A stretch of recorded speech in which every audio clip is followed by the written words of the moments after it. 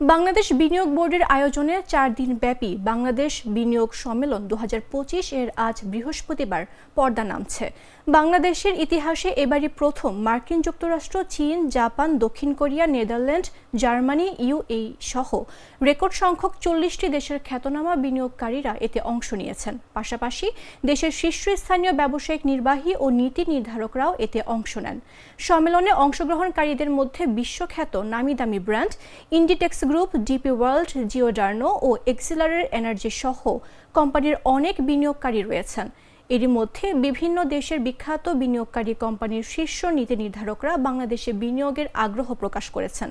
কেউ কেউ এক ধাপ এগিয়ে বিনিয়োগ চুক্তি ও সমঝোতার স্মারক সই করেছেন। আন্তর্জাতিক মহাযান সংস্থা নাসার সঙ্গে চুক্তির বিষয়টিও বিশেষ উল্লেখযোগ্য। দেশের প্রধান রাজনৈতিক দল বিএনপি, জামায়াত ইসলামী ও ছাত্রদের নতুন দল এনসিপির শীর্ষ নেতারা বিনিয়োগ সম্মেলনে অংশ নিয়ে বিদেশি বিনিয়োগকারীদের বাংলাদেশে বিনিয়োগের সুষ্ঠু পরিবেশের জন্য রাজনৈতিক স্থিতিশীলতা থাকবে বলে আশ্বস্ত করেছেন।